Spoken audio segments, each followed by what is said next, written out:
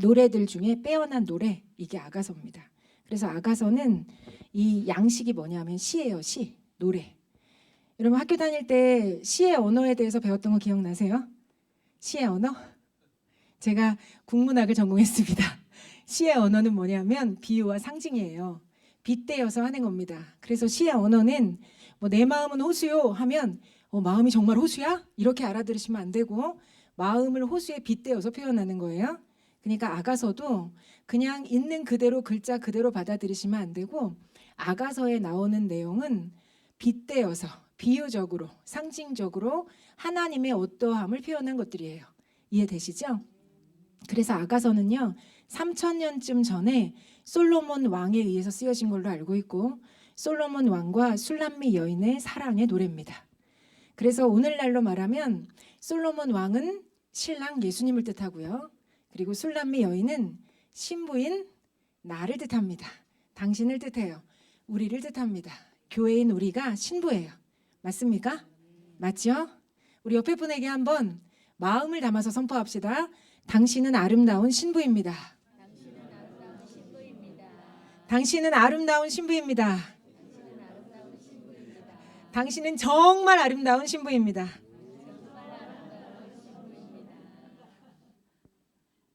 여러분 신부는 교회예요. 교회는 건물이 아닙니다. 예수님을 머리로 하는 예수 믿는 자들의 이 몸이 공동체 지체들이 교회예요. 내가 교회고 당신이 교회고 여기 있는 우리들이 교회의 지체들입니다. 자, 오늘 이 아가서 8장 5절 말씀을 통해서 하나님께서 뭔가 우리 가운데 하시고자 하시는 말씀이 있다고 믿어요. 제가 요즘에 여러분들도 마찬가지겠지만 여러 계엄령이나 그리고 탄핵이 진행되는 이런 사태들을 보면서 개인적으로 정신이 번쩍 났습니다. 이 계엄령이 선포됨과 동시에 제가 깨어난 것 같아요. 근데 제가 이 계엄령과 탄핵 사태를 보면서 어떤 소리를 듣고 있다는 마음이 드는데 어떤 시대적인 하나님의 음성이 저한테 들리는 것 같아요. 근데 어떤 소리가 들리냐면 이런 소리가 들립니다. 신랑이로다 나와서 맞으라. 신랑이로다 나와서 맞으라. 신랑이로다 나와서 맞으라. 여러분 신랑은 우리 예수님이시죠? 당신은 예수님의 신부입니다. 신부는 신랑을 기다려야 정상입니다. 신랑 기다리고 계세요? 한번 진지하고 정직하게 한번 스스로에게 한번 대답해 보시면 좋을 것 같아요. 나는 정말 신랑을 기다리고 있나? 신랑 기다리고 있으세요? 정말 기다리고 있으세요? 신랑이 오면 어떤 일이 벌어지는데요? 신랑이 어떻게 오시는데요? 우리 한번 말씀 찾아볼까요? 사도행전 1장 한번 가볼게요. 여기 표시해 놓으시고 사도행전 1장 찾으셨어요? 1장 9절 10절 11절 찾으셨으면 한 목소리로 읽겠습니다. 시작. 이 말씀을 마치시고 그들이 보는데 올려져 가시니 구름이 그를 가리어 보이지 않게 하더라. 올라가실 때에 제자들이 자세히 하늘을 쳐다보고 있는데 흰옷 입은 두 사람이 그들 곁에 서서 이르되 갈릴리 사람들아 어찌하여 서서 하늘을 쳐다보느냐. 너희 가운데서 하늘로 올려지신 이 예수는 하늘로 가심을 본 그대로 오시리라 하였느니라. 아멘. 예수님이 2000여 년 전에 이 땅 가운데 아기의 몸을 입고 이 땅에 오셔서 십자가로 가서 죽으시고 부활하시고 승천하셨습니다. 믿으세요? 여러분 성경을 믿으십니까? 성경은 하나님의 말씀이죠. 말씀은 능력이 있습니다. 말씀이 하나님이세요. 네, 말씀이 기록된 거예요. 2000여 년 전에 예수님은 이 땅 가운데 사람의 몸을 입고 오셨고 그리고 우리의 죄를 짊어지시고 죽으시고 부활하시고 승천하셨습니다. 그리고 승천하실 때 오늘 말씀에 보면 제자들이 와 하고 예수님이 하늘로 올라가시고 구름이 가려졌어요. 그러니까 구름 타고 가시는 것처럼 이렇게 구름이 가려졌어요. 그 모습을 보고 멍 때리고 있으니까 야, 뭘 보고 있어? 예수님은 가신 모습 그대로 다시 오실 거야. 아멘. 이렇게 약속하셨어요.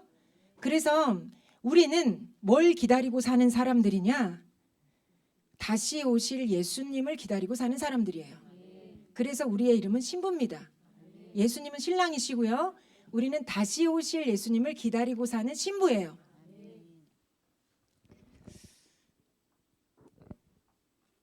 여러분 마태복음 25장에 보면 신랑을 맞으러 나간 열 처녀의 비유 기억나십니까?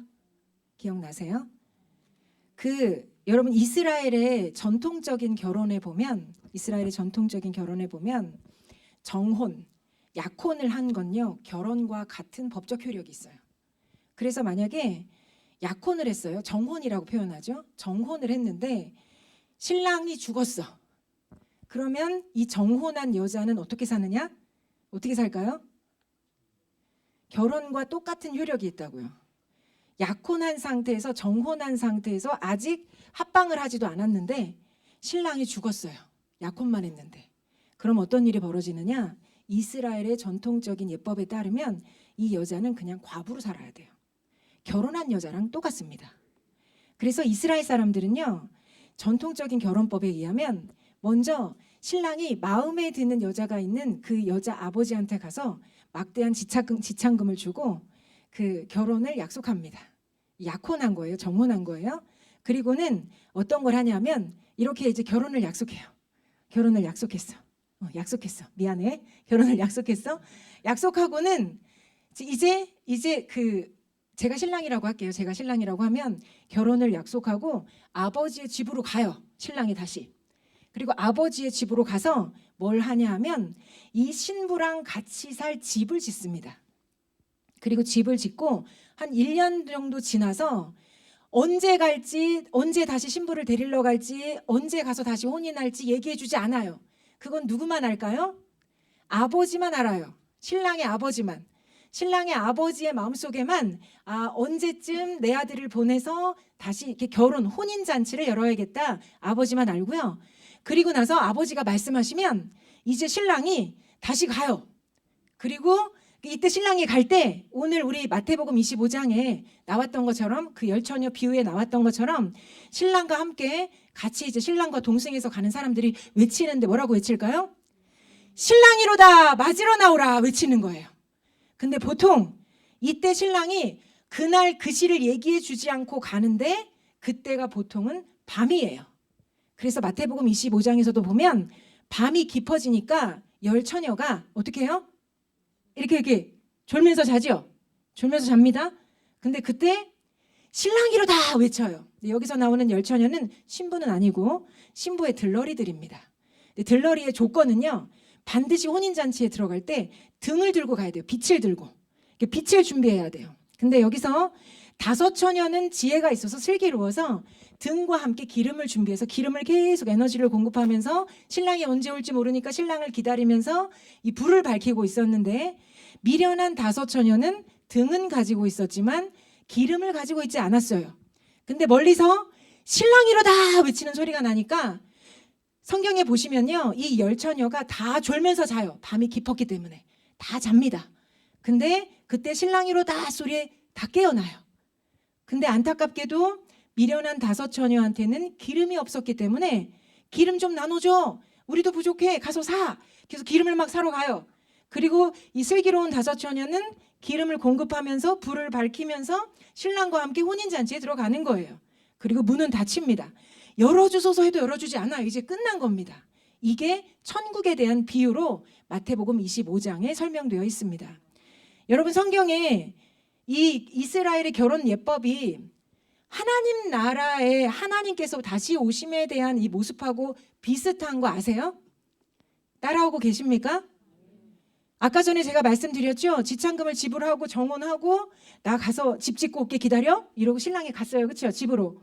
그래서 집을 짓고 다시 가는데 성경에도 뭐라고 표현되어 있냐면 우리 요한복음 14장 2, 3절 말씀 거기 있을 거예요. 띄워주세요.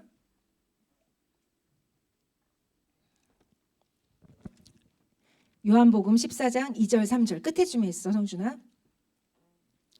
한번 찾아보세요. 요한복음 14장 2절 3절 같이 한번 읽겠습니다. 시작. 내 아버지 집에 거할 곳이 많도다. 그렇지 않으면 너희에게 일렀으리라. 내가 너희를 위하여 거처를 예비하러 가노니 가서 너희를 위하여 거처를 예비하면 내가 다시 와서 너희를 내게로 영접하여 나 있는 곳에 너희도 있게 하리라. 아멘. 아멘. 이게 누가 하신 말씀이냐면 예수님이 하신 말씀이에요. 예수님이 십자가에 죽으시러 가기 전에 근심하고 있는 제자들한테 말씀하신 거예요. 아버지의 집에 거할 곳이 많아. 내가 너희를 위해서 거처를 예비하러 간다. 그러니까 걱정하지 마. 너희를 데리고 가서 영원히 거할 그 처소에 가서 함께 살게 될 거야. 여러분, 이스라엘의 전통적인 결혼식하고 비슷한 모양인 거 보이세요? 우리 하나님 아버지가 하나님 나라에 우리를 위한 거처를 예수님을 통해서 예비하고 계십니다. 아멘이시죠? 이건 썩어지지 않고 멸망하지 않는 영원한 나라예요. 영원한 아버지의 집입니다. 하나님께서 영원한 우리의 처소를 하나님 나라 안에 갖고 계세요. 그리고 우리의 신랑 예수님과 함께 그곳에 가서 영원한 영광 가운데 영원한 삶을 영위할 수 있도록 우리를 초청하신 거예요. 아멘이시죠? 여러분, 그래서 썩어지고 없어질 이 땅에 마치 뿌리를 내리고 살 것처럼 사시면 안 됩니다. 이 땅의 것이 영원할 것 같잖아요. 한번 두드려 보세요. 없어지지 않을 것 같죠? 소리 조금만 줄여주세요. 영원할 것 같지만 사실은 이 땅의 것은요, 썩어지고 없어지고 불에 타버리고 다 사라질 거예요. 성경은 뭐라고 얘기하냐면요, 주님이 다시 오실 거라고 말씀하세요. 예수님이 다시 오실 거라고 말씀하세요. 예수님의 다시 오심을 기다리라고 말씀하세요. 그래서 신부가 신랑을 기다리는 거예요. 여러분, 요한계시록을 읽어보시면요, 제대로 읽으면 사람들이 요한계시록에 뭐 인이 떼어지고 뭐 나팔 소리가 들리고 뭐 이게 시작됐다 아니면은 시작될 것이다 이렇게 말들이 많아요. 마지막 때에 대한 모습들. 그리고 이걸 얘기할 때 무섭다고 얘기합니다. 근데 요한계시록을 정말 제대로 읽어보시면요, 진짜 기쁨이 넘칩니다. 여러분, 예수님이 다시 오실 그날이 어떤 모습이냐면요, 예수를 믿지 않는 자들에게는 심판의 날이고요, 예수님을 믿는 자들에게는요, 영원한 혼인잔치에 들어가는 날이에요. 영원한 기쁨과 영광의 날입니다. 그리고 예수님이, 우리가 지금은 예수님을 사랑하지만 그분을 임재 가운데 간헐적으로 맛봐요. 마치 단비처럼. 와, 주님 살아계시는구나. 예배 가운데 맛보고, 간혹 기도 가운데 맛보고, 때로는 말씀이 깨달아질 때 맛보고, 순종하면서 맛보고, 간헐적으로 예수님을 맛보는데, 예수님이 다시 오셔서 우리가 혼인잔치에 들어가면요, 영원히 예수님과 하나가 되는 거예요. 하나가 되는 겁니다. 하나가 되는 거예요. 외로움 끝나는 거고요, 두려움 끝나는 거고요, 주님과 분리된 어떤 그 불안감들 다 끝나는 거예요. 영원한 하나가 되는 그날이 예수님과 혼인잔치하는 그날이에요. 신부는요, 신랑을 기다려야 정상입니다. 신랑을 기다려야 정상이에요. 신랑을 기다려야 정상이에요. 여러분 안에 신랑을 향한 갈망이 일어날지어다. 일어날지어다.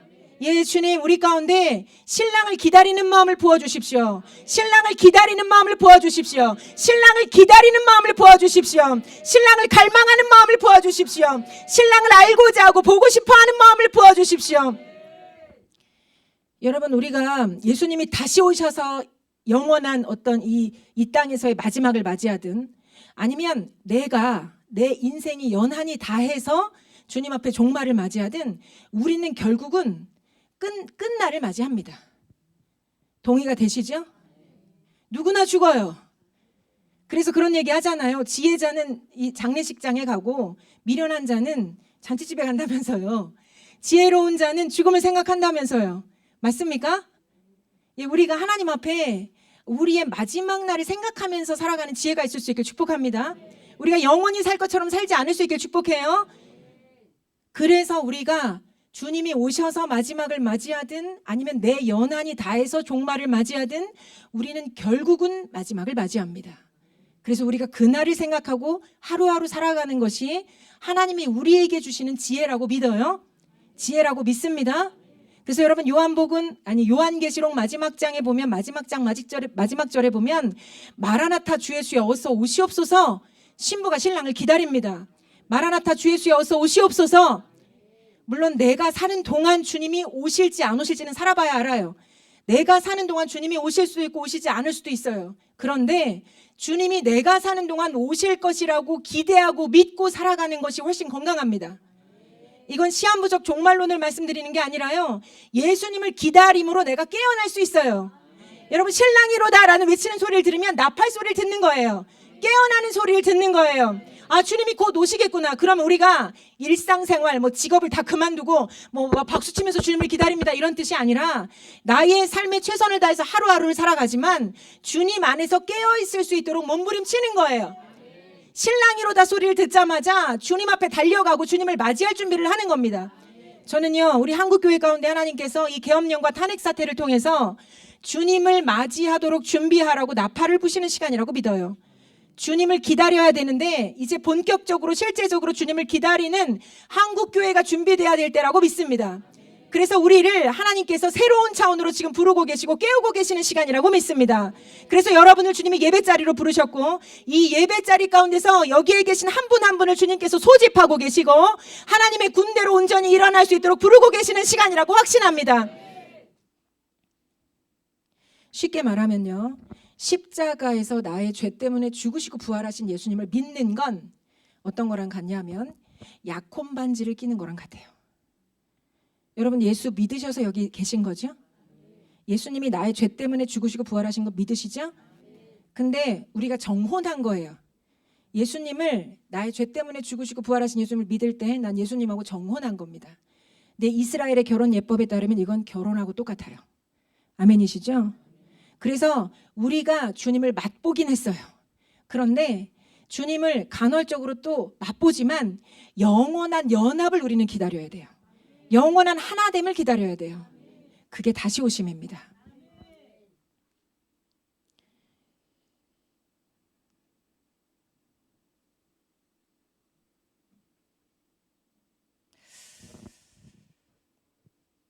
오늘 다시 본문으로 넘어가 볼게요. 아가서 5장 8절, 8장 5절.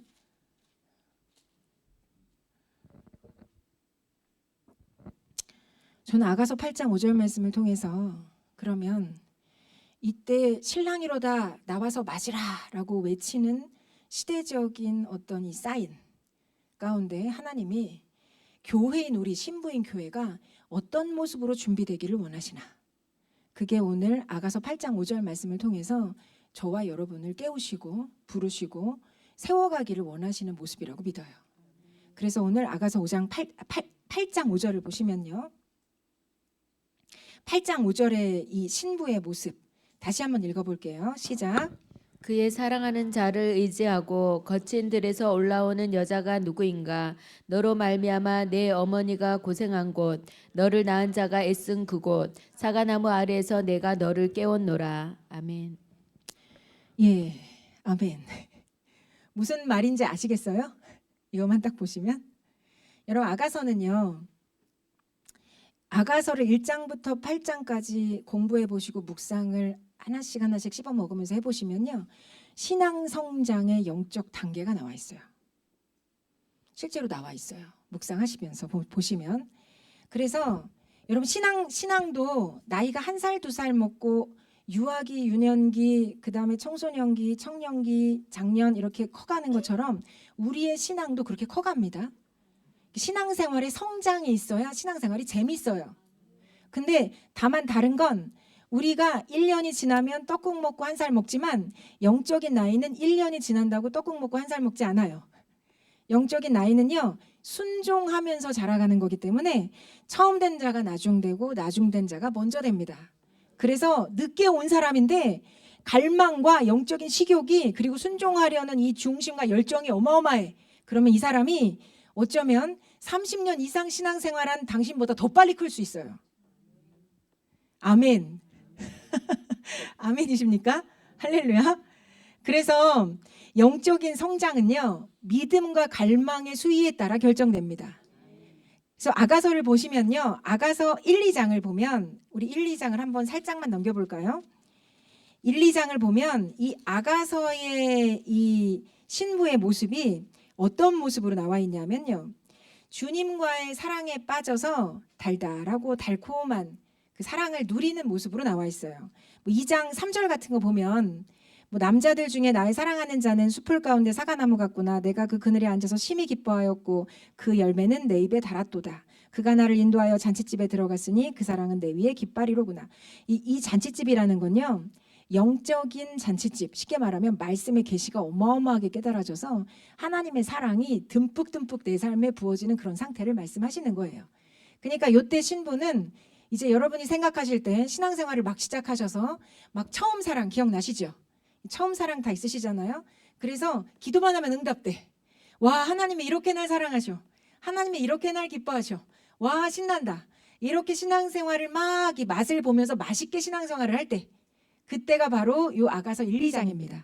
그래서 아가서 1장이 지나고 2장이 지나면 이제 사랑에 빠져 있는 그 신부를 주님께서 부르시는데, 여러분 그 찬양 중에 나의 사랑, 나의 사랑, 나의 어여쁜 자야, 일어나 함께 가자. 이 찬양 들어보신 적 있죠? 이렇게 부르세요. 함께 가자.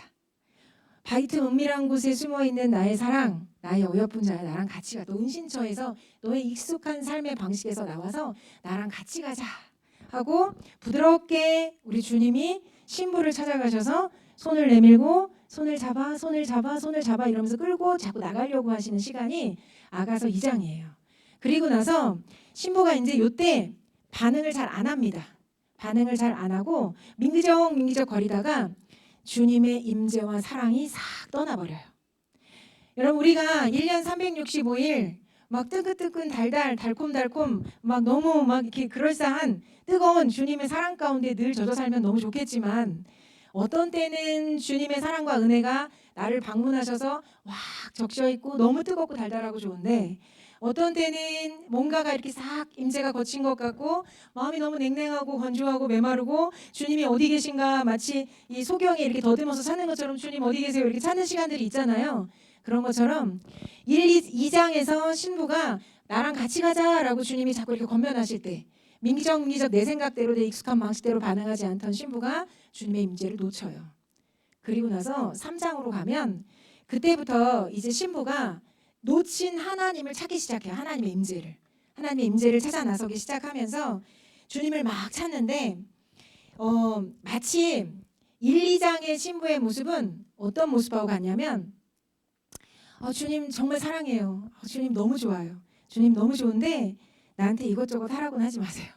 나한테 너무 부담스러운 거 시켜주지 마세요. 나 주님 진짜 좋아요. 진짜 사랑하거든요. 보세요. 내가 얼마나 주님을 사랑하는지. 오 할렐루야 이러면서 주님을 사랑해요. 근데 부담스러워요. 그것만은 시키지 말아주나. 여기까지 성급기. 미성숙한 이 신부의 사랑의 모습이 나타나는 게 1, 2장이고요. 그 다음에 3장으로 가면 이제 주님의 임재를 찾아서, 여러분 하나님의 사랑을 맛본 사람은요 하나님의 사랑이 없이는 절대 살아갈 수 없어요. 동의되십니까?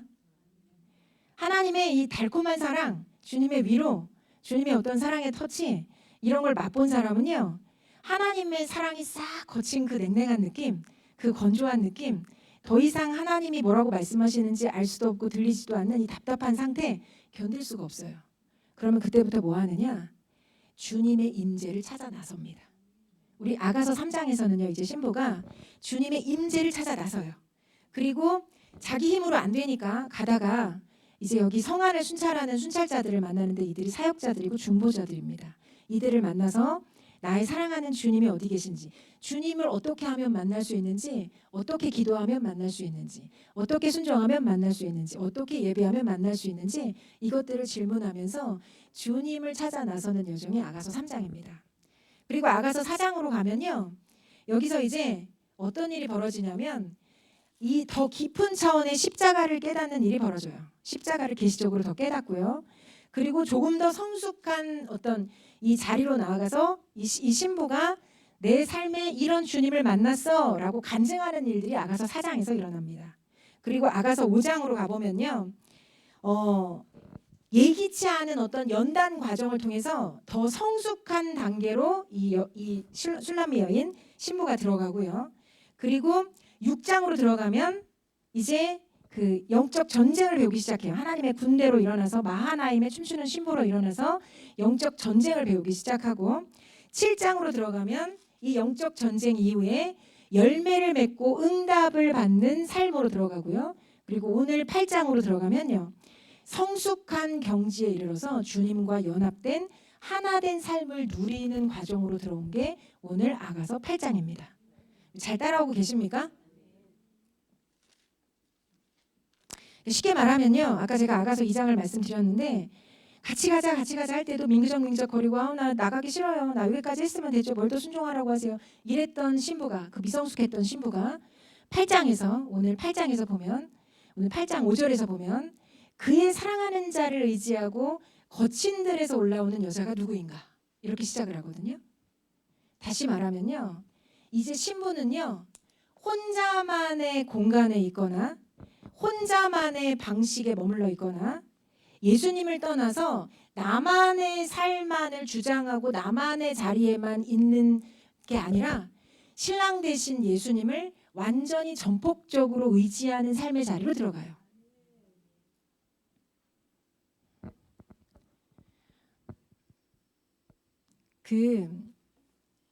여러분 우리가 살아가다 보면 어떤 쉽지 않은 어떤 과정들을 통과하잖아요. 그죠? 그리고 이걸 성경에서는 시험이라고도 얘기하고 어떤 연단이라고도 얘기를 하고 고난이라고도 얘기를 해요.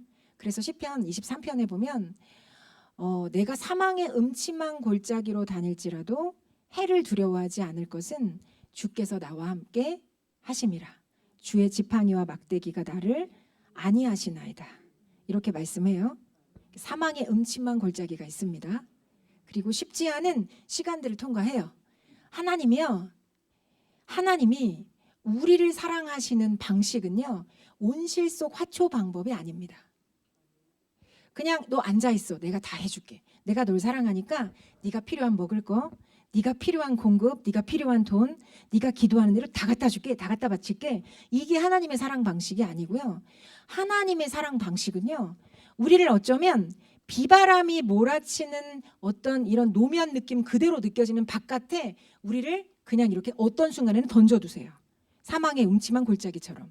그리고 그 순간 우리가 이때 하나님을 온전히 의지하고 그 시간을 통과하도록 오히려 내가 주님을 찾고 부르짖기를 원하시면서 내가 주님을 찾을 때 그때 공급자가 되셔서 주님의 도움의 손길을 베푸시고 주님의 사랑을 부으시고 그리고 필요들을 공급하시면서 나와 인생 가운데 동행하시고 공급하신 하나님을 나타내 보이시는 거예요. 여러분이 지금 어떤 인생길을 가고 있다고 할지라도 하나님이 당신을 그 어떤 골짜기 같은 곳, 어떤 사망의 음침한 곳에 그냥 던져놓고 나 몰라라 하고 계시는 게 절대 아니라는 걸 기억하실 수 있기를 부탁드려요. 그래서 여러분이 지금 이 시즌에 하나님이 쉽게 감지가 되든 아니면 쉽게 감지가 되지 않든 하나님의 임재가 느껴지든 아니면 느껴지지 않든 말씀을 붙잡으실 수 있길 축복합니다. 주님의 이름이 임마누엘입니다. 우리와 함께 하시는 분이에요. 임마누엘은 함께 하시는 하나님이십니다. 당신을 고통 가운데, 두려움 가운데, 어려움 가운데, 문제 가운데 그냥 툭 던져놓고 어디 알아서 잘 살아봐 이렇게 하시는 분이 절대 아니라는 거예요. 그래서 여러분이 이런 때일수록 하나님을 보셔야 돼요. 마음을 여세요. 마음을 여시고 이 시간 이 아가서 말씀을 통해서 나에게 지금 뭔가 하나님이 하실 말씀이 있는 거예요. 이 아가서 말씀을 통해서 하나님이 나를 이 아가서의 8장 5절의 신부와 같이 거친 들에서 올라오는 신부와 같이 하나님과 연합하는 경지까지 일으켜 세우시기를 원하는 하나님의 마음과 접촉점이 있는 거예요. 그래서 이 말씀이 여러분에게 들어갈 수 있도록 여러분의 마음을 여십시오. 마음을 여세요. 두려워하지 마세요. 어떤 시간을 통과하든 두려워하지 마세요. 여러분이 좀 지쳤을 수 있어요. 좀 연말이라서 분주하셨을 수도 있고 어떤 처리해야 될 어떤 문제나 때로는 이 날씨가 또 차가우니까 이 체력도 뭔가 좀 딸릴 수 있어요. 몸도 어디 안 좋으실 수도 있고 그럼에도 불구하고 하나님이 나의 인생을 가장 좋은 길로 이끌어 가시는 선하신 분이라는 걸 믿는 거예요. 여러분 우리가 하나님하고 접촉하는 방법은요. 물론 때로 뭐 기도하고 금식하고 예배하고 뭐 기본적인 거예요. 말씀 보고 순종하고 이러면서 하나님을 만나지만 정말 이 모든 것이 접촉이 되려면요, 우리 안에 어떤 문이 열리고 눈이 열려야 되면요, 믿음이 열려야 돼요. 믿음이 열려야 돼요. 우리가 음식을 먹을 때, 이 음식을 먹을 때 어디로 먹나요? 눈으로 먹나요? 코로 먹나요? 이 물을 한 잔 마셔도 어디로 먹어요? 입으로 먹죠? 마찬가지로 여러분, 하나님을 만나는 입이 있어. 입. 하나님을 만나는 입이 믿음이에요. 제가 똑같은 말씀을 여러분에게 선포해도 어떤 분이 이걸 이 믿음으로 섭취를 하시면 그분은 이 말씀을 드시게 돼요. 근데 제가 똑같은 말씀을 섭취해도 그런가 보다 이러고 있으면 말씀을 못 먹어요. 그래서 여러분이 마음을 여세요. 마음을 여십시오. 마음을 여세요. 하나님이 지금 나에게 하실 말씀이 있다. 하나님이 나에게 지금 친히 하실 말씀이 있다. 이 선포되는 말씀을 통해서 하나님이 친히 나에게 주실 말씀이 있다. 여러분, 우리는 양식을 먹어야 돼요. 그래야 힘이 납니다. 음식을 먹어야 힘이 나요. 우리의 몸은 실제로 음식을 먹어요. 근데 우리의 속사람, 우리의 영혼은요, 말씀을 먹어요. 말씀을 먹어야 우리의 영혼이 힘이 나요. 말씀을 먹으면 힘이 나면요, 기뻐요. 말씀을 먹고 힘이 나면 평안해져요. 말씀을 먹고 힘이 나면 담대해져요. 말씀을 먹고 힘이 나면 뭐든지 가능할 수 있게 돼요. 그래서 우리가 지금 말씀을 먹어야 돼요. 말씀을 먹으려면요, 입을 크게 벌려야 돼요. 입을 크게 벌려야 돼요. 생각을 크게 여세요. 마음을 크게 여세요. 그리고 하나님을 보세요. 하나님을 보세요. 저는요, 말씀을 지식적으로 여러분에게 전달해주고 싶은 마음은 눈꼽만큼도 없어요. 말씀은 영이에요. 그래서 이게 영적으로 전달이 돼야 여러분이 살아요. 지식은요, 사람을 교만하게 해요. 교만한 건요, 골치 아파요. 교만해지면 자기가 안다고 생각하고 삶은 되지 않는데 가분수 인생을 삽니다. 머리만 커다래가지고 몸은 쬐끔해가지고 비틀비틀하다 넘어져요. 이게 교만한 인생이에요. 하나님은요, 우리가 이렇게 사는 걸 원치 않으세요. 우리가 말씀을 먹기를 원하세요. 소화하기를 원하세요. 소화시키기를 원하세요. 여러분, 내가 만난 상황이 어떻든, 이 시대적인 상황이 어떻든, 이 나라의 상황이 어떻든 나와 상관이 없다는 뜻이 아니라 하나님은 선하신 분이에요. 하나님은 선하신 분이에요. 하나님은 선하신 분이에요. 이것이 여러분이 믿음의 입을 여는 베이직입니다. 하나님의 선하신 맛보아 알지어다. 주의 인자는 끝이 없어요. 주님은 새롭고 아침마다 새로우신 분이에요. 주님은 지금도 인자를 베푸시고 자비를 베푸시고 긍휼을 베푸시고 사랑을 나누시기를 기뻐하시는 분이세요. 하나님은 그냥 사랑이시기 때문에 말씀 자체를 사랑으로 던져주기를 원하세요. 여러분, 말씀을 받으세요. 여러분의 영혼이 소성케 될 수 있도록 말씀을 받으세요. 여러분이 말씀을 먹고 일어날 수 있도록, 그래서 이 말씀의 빛이 여러분의 심령 가운데 비출 수 있도록, 빛 가운데 일어나서 갈 길을 찾을 수 있도록. 여러분, 이 시대에 저는 마지막 때라고 믿어요. 제가 살아계실 때 주님 오실지 제가 죽은 이후에 오실지는 모르겠습니다. 그런데 분명한 건 마지막 때로 가고 있어요. 마지막 때입니다. 우리 마태복음 24장 한번 찾아볼게요.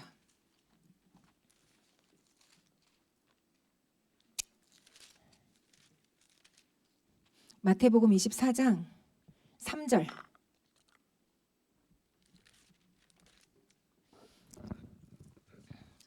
자, 마태복음 24장 3절. 3절부터 14절까지 제가 한번 읽을게요. 여러분이 한번 눈으로 보시면서 한번, 여기 뜨나요? 예. 예수께서 감난산 위에 앉으셨을 때 제자들이 조용히 와서 이르되 우리에게 이르소서 어느 때 이런 일이 있겠사오며 또 주의 임하심과 세상 끝에는 무슨 징조가 있사오리이까. 제자들이 아주 구체적으로 물었죠. 그죠? 다시 말하면 주님 다시 오실 때, 세상 끝날 때 어떤 일이 있죠? 라고 물었어요. 그랬더니 4절부터 대답하십니다. 예수께서 대답하여 이르시되 너희가 사람의 미혹을 받지 않도록 주의하라. 미혹이라는 건 거짓말을 진리처럼 가지고 와서 속이는 거죠. 그래서 진리처럼 믿게 만드는 거예요. 많은 사람이 내 이름으로 와서 이르되 나는 그리스도라 하여 많은 이들을 미혹하리라. 많죠. 미혹은 2절부터 많았는데 난리와 난리 소문을 듣겠으나 너희는 삼가 두려워하지 말라. 이런 일이 있어야 돼. 아직 끝은 아니니라. 민족이 민족을, 나라가 나라를 대적하여 일어나겠고 곳곳에 기근과 지진이 있으리니 이 모든 것은 재난의 시작이니라. 이런 일은 이미 시작됐죠. 민족이 민족을, 나라가 나라를 대적해서 일어났어요. 그리고 곳곳에 기근과 지진이 있죠. 시작됐습니다. 이건 재난의 시작이에요. 그때 사람들이 너희를 환난에 넘겨주겠으며 너희를 죽이리니 너희가 내 이름 때문에 모든 민족에게 미움을 받으리라. 그때에 많은 사람이 실족하게 되어 서로 잡아주고 서로 미워하겠으며 거짓 선지자가 많이 일어나 많은 사람을 미혹하겠으며 불법이 성함으로 많은 사람의 사랑이 식어지리라. 그러나 끝까지 견디는 자는 구원을 얻으리라. 사랑이 식어지고 있는 시대가 맞는 것 같습니다. 우리가 막 넘겨주지는 않지만 이 시대는 우리는 말로 많은 어떤 교회나 언론이나 이런 걸로 공격을 받죠. 그리고 실제로 이슬람이나 북한에서는 실제 이렇게 팔리고 죽고 핍박당하고 예수 이름 때문에 목배임을 당하죠. 그것처럼 지금 뭔가 사랑이 식어지는 때고 끝까지 견디는 자는 구원을 얻으리라. 그런데 24절 이 천국 복음이 모든 민족에게 증언되기 위하여 온 세상에 전파되리니 그제야 끝이 오리라. 재난은 이미 시작됐어요. 근데 천국 복음이 온 민족에게 온 세상에 전파가 되면 그때는 끝이 오는 거예요. 그래서 이 시대를 이미 마지막 때는 시작이 됐고 그리고 이제 이 복음이 어디까지 전파되고 어디까지 마무리되느냐 이걸 통해서 이게 완성이 되면 복음의 전파가 완성이 되면 이제 주님의 오시는 것이 이제 엔딩이 되는 거예요.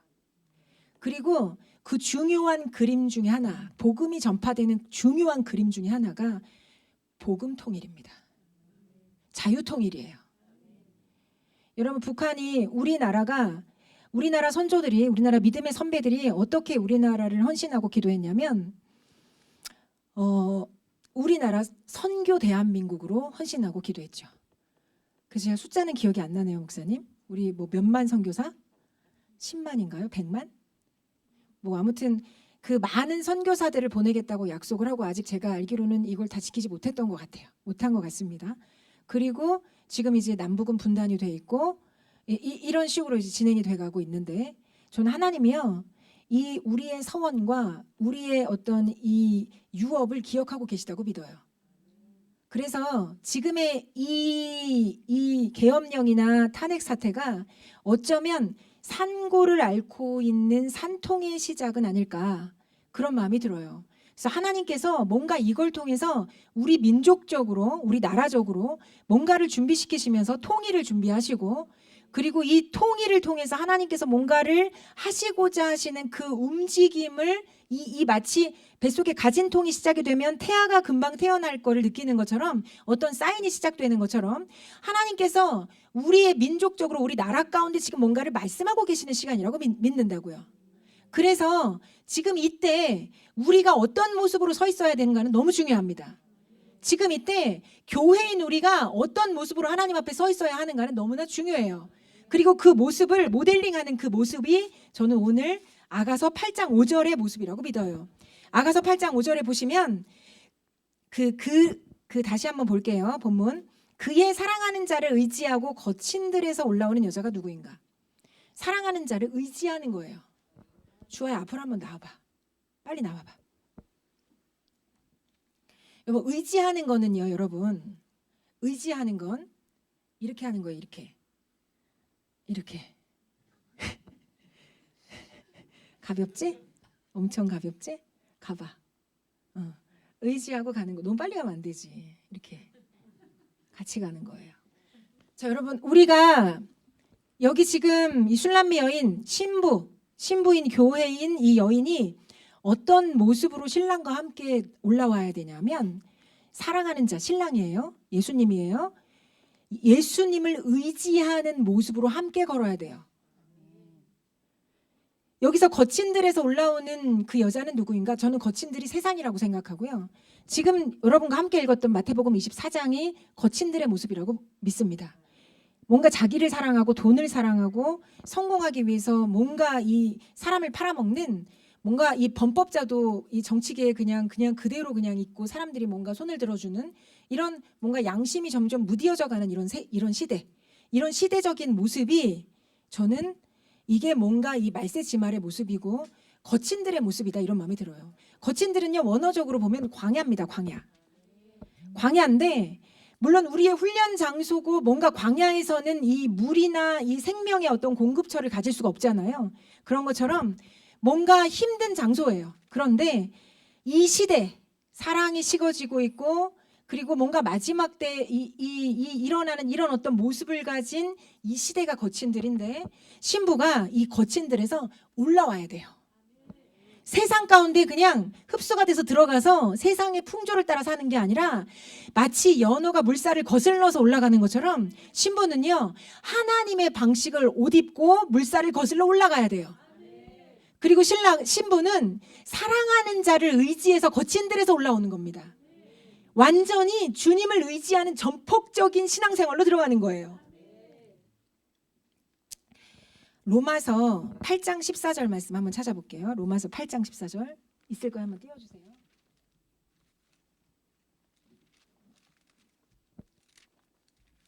로마서 8장 14절 같이 제가 읽을게요. 무릇 하나님의 영으로 인도함을 받는 사람은 곧 하나님의 아들이라.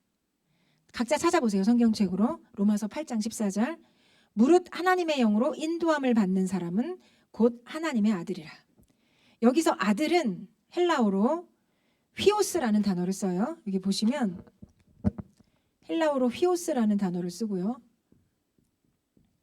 이 아들은 어떤 아들을 뜻하냐 하면요, 부모의 인격적인 특징을 가진 성숙한 아들을 뜻해요. 그러니까 부모를 닮은 성숙한 아들을 뜻해요. 근데 아들, 자식을 뜻하는 다른 헬라어 단어도 있어요. 그게 뭐냐면 테크논입니다. 테크논. 이 테크논은 어떤 아들이냐면요, 혈연으로 태어났어요. 부모한테서 태어났어. 태어난 아들인데 미성숙한 아들이에요. 그러니까 로마서 그냥 성경 말씀으로 보세요. 로마서 8장 14절 하나님의 영으로 인도함을 받는 사람은 곧 하나님의 아들이라. 이 말씀에서 보시면요, 여기서 하나님의 아들은 성숙한 아들이고 부모를 닮은 아들이고 부모의 인격적인 특징을 가진 아들이에요. 하나님의 영으로 인도함을 받는다는 건요, 성령으로 이끄심을 받는 거예요. 저는요, 거친들에서 올라오는데 사랑하는 자를 의지해서 전폭적으로 내 몸을 기대서 강하게 기대서 올라오는 그 모습이 이렇게 하나님의 영으로 이끌림을 받는 모습이구나라는 확신이 들어요. 그러니까 이끌림을 받는다라는 거는 무슨 뜻일까요? 이끌림을 받는다. 하나님의 음성을 듣는 거예요. 하나님의 말씀을 받는 거예요. 인도함을 받는다. 다시 말하면 성령님을 전폭적으로 의지해서 거친들에서 올라온다는 얘기는요, 하나님이 말씀하시는 걸 듣고 순종의 걸음을 내딛는 거예요. 그래서 주님과 함께 걷는 거예요. 그 아들이 성숙한 아들이에요.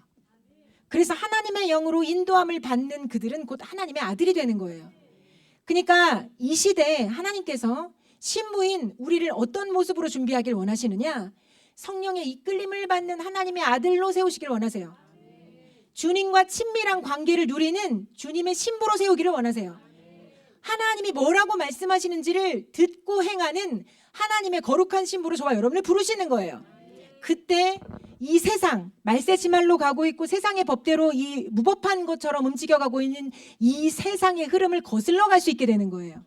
거슬러 갈 수 있게 되는 거예요. 하나님의 말씀을 따라 거슬러 갈 수 있게 되는 거예요. 그래서 오늘 말씀 아가서 8장 5절에 보면 그의 사랑하는 자를 의지하고 거친들에서 올라오는 여자가 누구인가? 그게 당신인 줄 믿습니다. 당신인 줄 믿어요? 우리가 하나님을 의지해서 이 거친 세상에서 세상의 흐름이 아니라 하나님의 법에 따라 하나님의 말씀에 따라 하나님의 뜻을 이루기 위하여 움직이는 주님의 신부들인 줄 믿습니다. 그래서 여기 보면 그 다음 말씀이 있어요. 너로 말미암아 내 어머니가 고생한 곳, 너를 낳은 자가 애쓴 그곳 사과나무 아래에서 내가 너를 깨웠노라.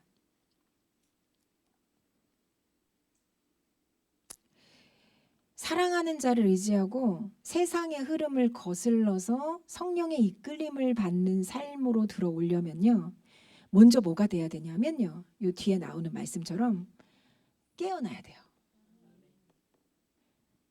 깨어나야 됩니다. 깨어나야 하나님을, 성령을 의지해서 성령의 이끌림을 받을 수 있어요. 자, 옆에 분을 보시면 아시겠지만 주무시는 분은 없으세요 지금. 그죠? 근데 어떤 분은 영적으로 졸고 있으시고요. 어떤 분은 영적인 깊은 잠에 빠져 있으신 분이 있을 수 있어요. 그리고 내 안에 어떤 영역은 그래도 깨어 있는데 어떤 영역은 깊이 잠자는 부분이 있을 수 있어요. 그래서 하나님이요, 나의 속사람, 나의 영혼을 깨우기를 원하세요. 영혼을 깨우기를 원하세요. 영혼이 깨어나면요, 귀가 열려요. 귀가 열려요. 귀가 열려요. 그래서 어떤 상황 속에서 하나님이 이걸 말씀하시는구나가 캐치가 돼요. 이 어떤 시대적인 이런 맥락 가운데 하나님이 이걸 말씀하시는구나.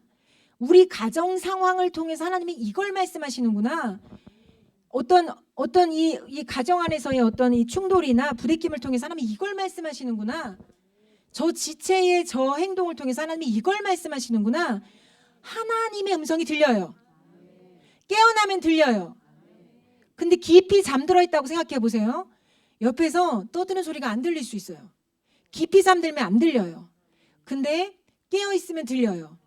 그래서 하나님이요, 우리가 하나님을 의지해서 성령의 이끌림을 받으면서 세상의 흐름을 따라가는 것이 아니라 하나님의 흐름을 따라서 거친 들에서 올라오기를 원하세요. 세상을 이기는 믿음을 갖기를 원하신다고요. 근데 이런 믿음으로 우리가 일어나려면 먼저 깨어나야 돼요. 깨어나야 됩니다. 근데 어디서 깨어나느냐? 여러분 여기서 보면 어디서 깨어난다고 성경에 나와요? 한번 읽어주실래요? 사과나무 아래에서 깨어납니다.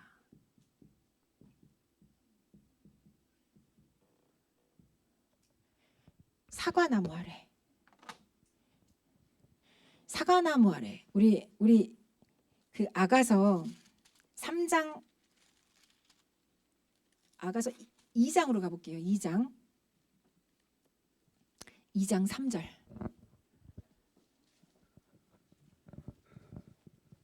2장 3절 같이 한번 읽어볼게요.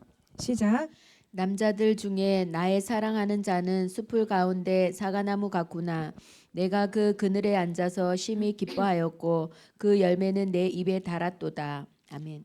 이게 술람매 여인 신부의 고백인데 신부가 이렇게 고백하는 거예요. 남자들 중에 나의 사랑하는 자, 주님은 숲을 가운데 사과나무 같다. 자, 그럼 사과나무 아래서, 사과나무 그늘 아래서 깨어나는 건 누구 아래서 깨어나는 거예요? 주님 안에서. 다시 말하면 주님 임재 안에서 깨어나는 거예요. 주님이 임재하시는 그곳에서 깨어나요. 여러분 우리의 영은요, 아무 데서나 못 깨어납니다. 주님이 함께 하시는 곳에서만 깨어나요. 주님이 말씀하시는 곳에서만 깨어나요. 주님의 사랑이 터치되는 곳에서만 깨어나요. 주님이 움직이시는 곳에서만 깨어나요. 그래서 우리 옛날에 찬양했던 거 있잖아요. 주님이 움직이실 때 나 주님 뭐죠? 더 원해요. 주님이 말씀하실 때 주님 더 원해. 주님의 임재가 느껴져야 돼요.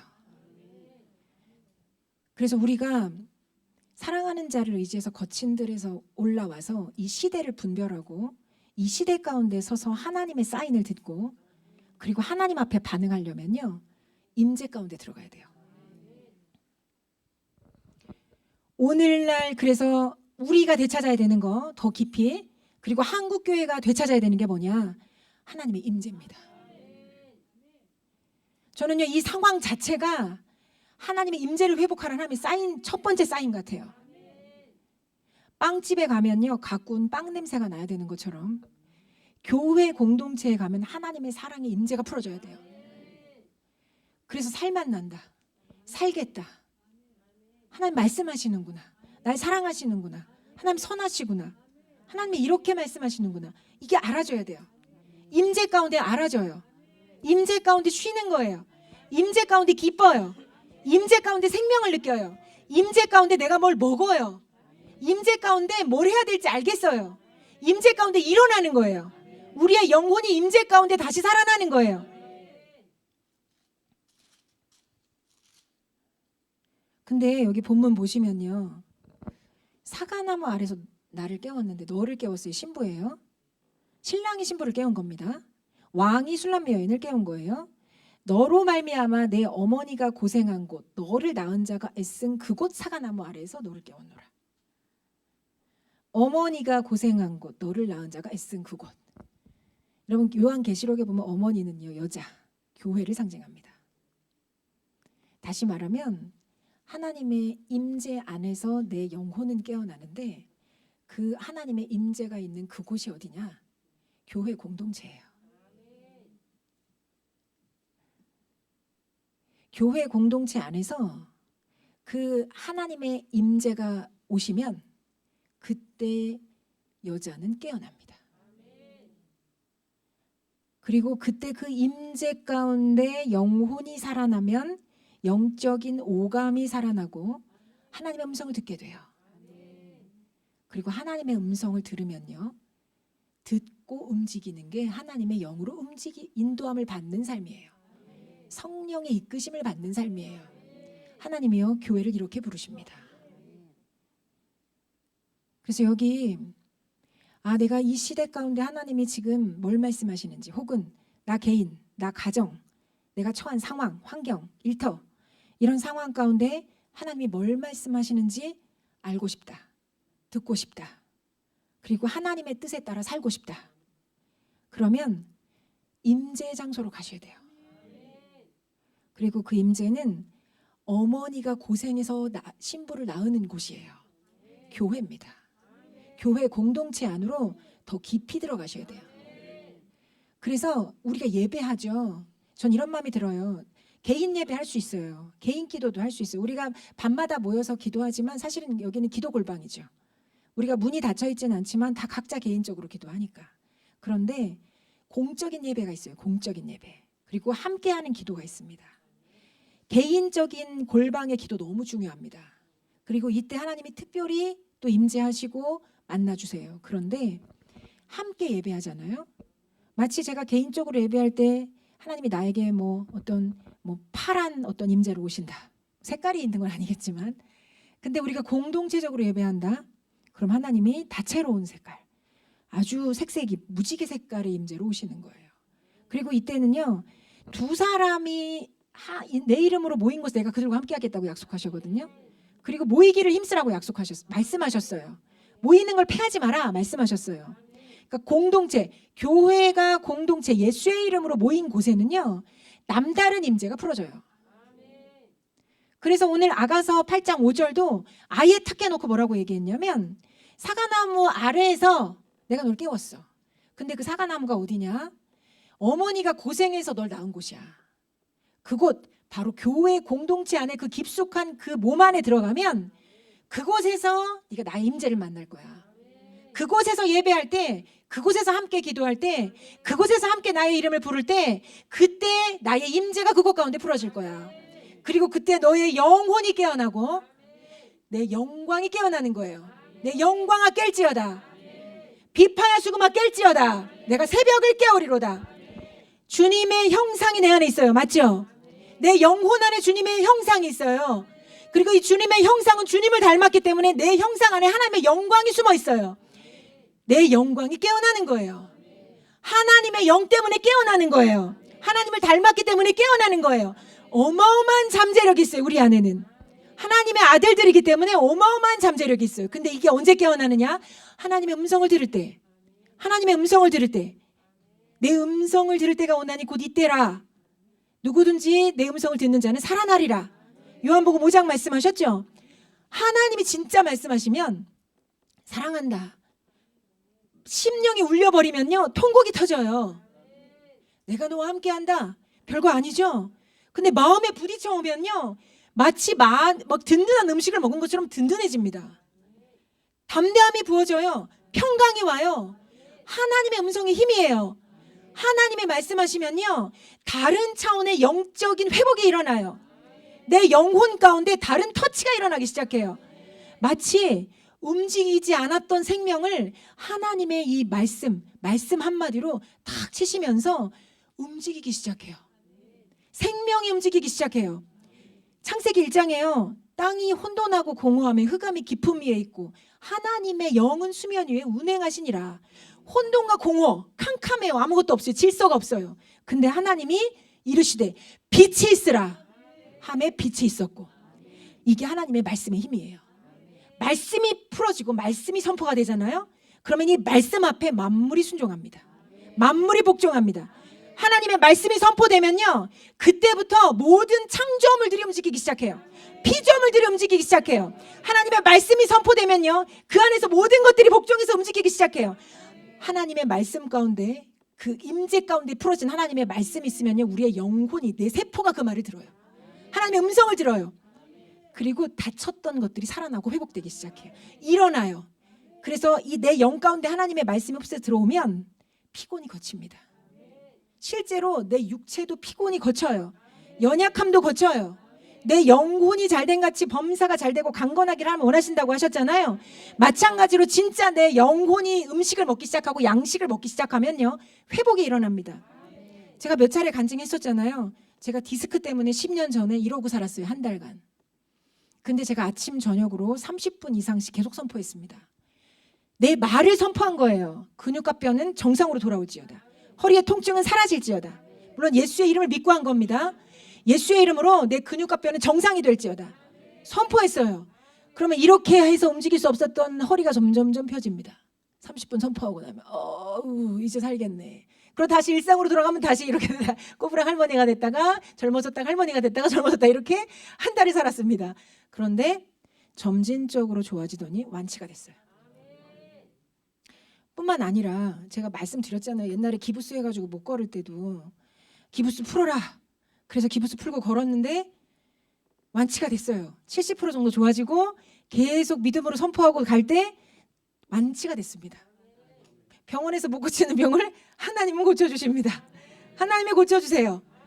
제가 10년 전에 또 여기 한번 음식 잘못 먹고 두드러기가 쫙 올라올 때도 두드러기가 사라지도록 선포했습니다. 그리고 실제로 들어가는 걸 봤어요. 여러분, 이게 믿고 말씀을 선포할 때 일어나는 놀라운 영적인 증상들이에요. 실제들이라고요. 거짓말이 아니라 실제라고요. 하나님의 말씀은요, 힘이 있어요. 하나님의 말씀은 역사하십니다. 하나님의 말씀은 능력이에요. 하나님의 말씀은 지금도 일하세요. 성경 속에만 갇혀 있는 게 아니라 지금도 일하세요. 다만 제가 아까 말씀드렸죠. 접촉점이 있어요. 믿음. 믿고 말하는 거예요. 믿고 말하는 거예요. 믿고 말하는 거예요. 믿고 말하면 반드시 역사합니다. 반드시 역사해요. 하나님이 놀라운 일을 행하십니다. 오늘 하나님이 사랑하는 자를 의지하고 거친 들에서 올라오는 여자로 저와 여러분을 지금 부르고 계시다고 믿습니다. 우리가 이 세상의 흐름 가운데 갇혀 지낼 사람들이 아닙니다. 혼돈과 공허 가운데 우리는 그냥 우왕좌왕하고 있을 인생들이 아니에요. 하나님의 영으로 일어나야 돼요. 일어나야 돼요. 근데 그 임재 가운데 들어가서 하나님의 음성을 들을 때 어머니가 고생해서 낳은 그 교회 공동체 안에서 우리가 기도할 때 그때 선포되는 하나님의 말씀이 나의 영혼을 소생시키고 새 일을 행하게 하세요.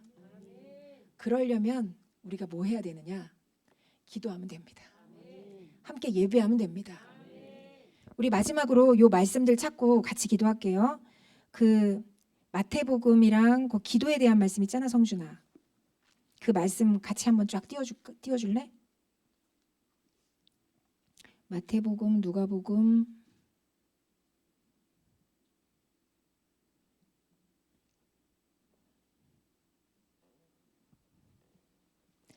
누가복음 21장 36절, 마태복음 26장 41절.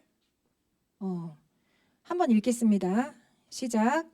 이러므로 너희는 장차 올 이 모든 일을 능히 피하고 인자 앞에 서도록 항상 기도하며 깨어 있으라 하시니라. 어떻게 깨어 있으래요? 어떻게 깨어 있으래요? 기도하며 깨어 있으래요. 자, 다음 말씀 마태복음 26장 41절 같이 읽겠습니다. 시작.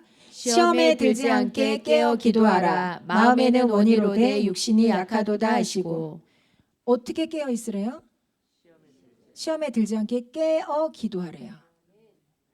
자, 그러면 깨어 있는 방법이 좀 보이세요?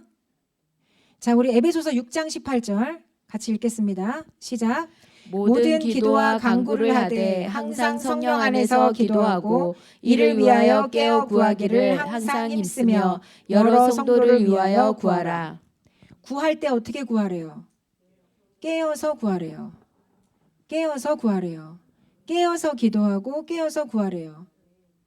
골로새서 4장 2절 시작. 기도를 계속하고 기도에 감사함으로 깨어 있으라. 어떻게 깨어 있으래요? 기도함으로 깨어 있으래요. 기도하며 감사함으로 깨어 있으래요. 여러분 우리가 깨어 있는 방법이 뭔지 아시겠어요? 지금 사과나무 그늘 아래서 사과나무 아래서 여자를 깨웠어요. 임재가 있는 곳에서 어머니가 고생해서 그 여자를 낳은 곳에서 깨웠어요. 임재가 있는 곳에서. 그럼 우리 뭐 해야 될까요? 임재가 있는 곳에서 기도해야 되는 거예요. 기도할 때 깨어나요. 기도할 때 깨어나는 겁니다. 그래서 우리가 이 시대를 분별하고 여러분이 만난 혼돈하고 공허한 상태를 돌파하는 방법은 기도하는 거예요. 기도를 충분히 하시고 돌아가실 수 있기를 축복합니다. 그래서 기도의 영을 받으시고 우리가 함께 기도할 때 혼자 기도할 때 한 가지 색상이라면 함께 기도할 때 다채로운 어떤 이 임재의 에너지들이 여기 부어질 거예요. 기름 부음이 올 거예요. 그리고 우리가 여기서 기도할 때 두 사람 이상이 같이 기도하는 거기 때문에 하나님께서 여기에 남다른 하나님을 나타내 보이세요. 여기는 큰 우물과 같아요. 큰 샘물. 우리가 여기서 생수를 퍼가는 거예요. 그래서 나의 일상 가운데 삶 가운데 하나님의 어떤 영적인 어떤 이 공급을 가지고 살아낼 수 있도록 또 이걸 풀어갈 수 있도록 하나님이 공급하시는 공급처예요. 그래서 이곳에서 함께 기도할 때 사과나무 아래에서 여인이 깨어났던 것처럼 여러분이 이 밤 깨어나는 밤이 될 것을 선포합니다. 그래서 이 시간 주여 3번 외치고 같이 기도함으로 깨어나는 시간. 그래서 이 시대를 분별하고 하나님이 내가 처하게 한 이 상황을 분별하고 때로는 혼돈하고